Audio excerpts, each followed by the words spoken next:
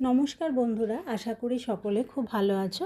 আজকে আমি দেখাচ্ছি ছানার বড়া দিয়ে একটা তরকারি রেসিপি। এখানে আমি ছানা নিয়েছি, ছানাটা আমি ঘরেই বানিয়েছি, তোমরা চাইলে দোকান থেকে কিনে আনতে পারো। ছানার মধ্যে দিয়েছি 1 চামচ বেসন, অল্প লবণ আর সামান্য গুড়ের পাউডার বা চিনি তোমরা ব্যবহার করতে পারো। এবার এগুলোকে সব ভালো করে মেখে নিয়ে এরকম ছোট ছোট বলের মতো করে একটু চ্যাপ্টা করে দেব। এইভাবে আমি ছানার বড়া তৈরি করে নেব। এবার আমি মশলার মধ্যে নিচ্ছি সাদা তিল আর পোস্ত, ওটাকে আমি বেটে নেব। অন্যদিকে একটা টমেটো, অল্প আদা আর কাঁচা লঙ্কাকেও আমি বেটে নেব। এবার আমি তেল গরম করে নিয়ে বড়াগুলোকে আস্তে আস্তে দিয়ে দিচ্ছি। এই ছানার বড়াগুলো কিন্তু একটু হালকাভাবে নাড়াচাড়া করে দুদিক সামান্য লাল করে নিয়ে ভেজে নিতে হবে। দেখো, এভাবে হালকা করে ভাজা হয়ে গেলে আমি একটা একটা করে বড়াকে তুলে নেব।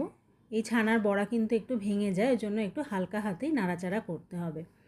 এবার ওই তেলের মধ্যেই আমি একটা আলুকে এরকমভাবে ডুমো করে কেটে নিয়েছি। সামান্য লবণ মাখিয়ে নিয়ে এই আলুগুলোকেও একটু হালকা লাল করে ভেজে আমি তুলে রাখছি।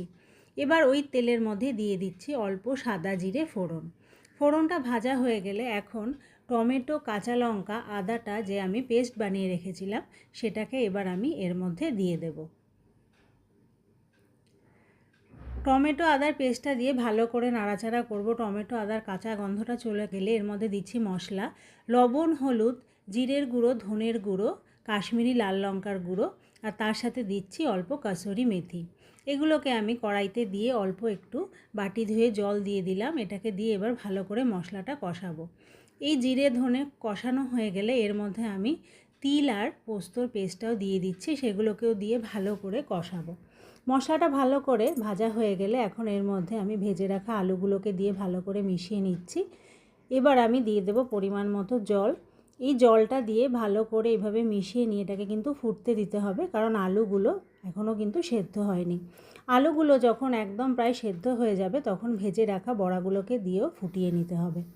এখন এটা প্রায় শেষের পর্যায়ে ওপর থেকে দিয়ে দিচ্ছে একটু গুড়ের পাউডার। একটু মিষ্টি ভাব হলেই এটা খেতে ভালো লাগবে। দেখো, এখন সব কিছু ভালো মতো ফুটে পুরো রান্নাটাই তৈরি।